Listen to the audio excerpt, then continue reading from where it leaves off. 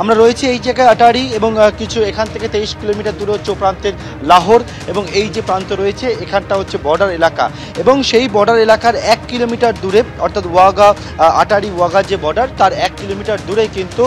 সবটা বন্ধ করে রাখা হয়েছে, গাড়ি যেতে দেওয়া হচ্ছে না, অন্যদিকে কাউকে হেঁটেও সেই প্রান্তে যেতে দেওয়া হচ্ছে না এবং সবটাই একেবারে সিল্ড করা অবস্থায় রয়েছে। এখান থেকে কড়া নজরদারি, সেই নজরদারি ব্যবস্থা রয়েছে। এবং আজকে তুমি নিশ্চয়ই একটা বিষয় লক্ষ্য করবে যে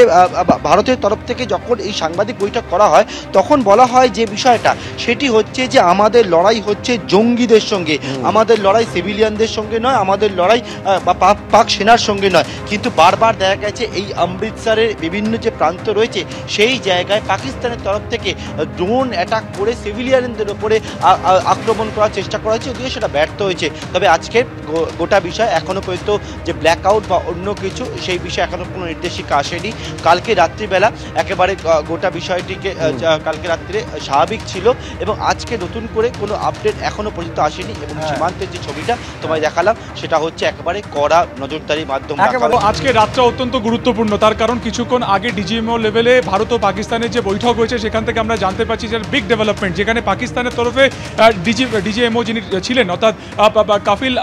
আবদুল্লাহ তিনি কিন্তু একেবারে বলে দিয়েছেন যে পাকিস্তানের তরফে যুদ্ধ সংঘর্ষ বিরতিকে লঙ্ঘন করা হবে না, অর্থাৎ সিজ ফায়ার তারা লঙ্ঘন যে করবেন না সেটা কিন্তু আজকেও তারা পরিষ্কার বলে দিলেন। ফলত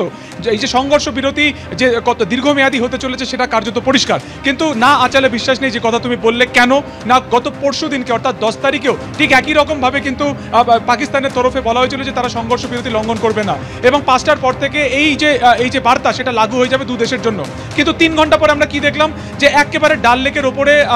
ডাল লেকের ধারে যখন আমরা ছিলাম সেই ডাল লেকের ওপর থেকে দেখলাম 5 থেকে 10টা পাকিস্তানি ড্রোন চলে গেল উড়ে। একাধিক জায়গাতে আমরা দেখলাম এক্সপ্লোশনের শব্দ। প্রথমে আমরা আতশবাজি ভেবেছিলাম, পরে জানা গেল যে না, এটা পাকিস্তানের তরফে যুদ্ধবিরতিকে লঙ্ঘন করা হলো। কিন্তু এবং টোটালটা ব্ল্যাক আউট হয়ে গেল গোটা শ্রীনগর জুড়ে, শুধুমাত্র শ্রীনগর নয়, পাশাপাশি অন্যান্য সমস্ত জায়গাতে জম্মুতে, পাঠানকোটে,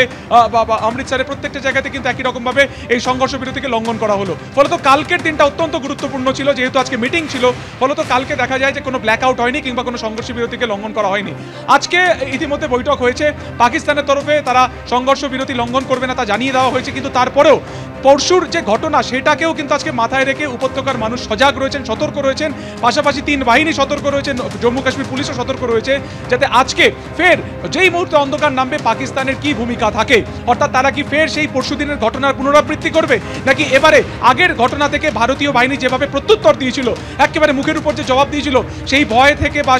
সেই জায়গা থেকে পাকিস্তান একেবারে যে আজকে তারা কথা বলেছে বা যে একেবারে তারা বলেছেন যে সংঘর্ষ বিরতি তারা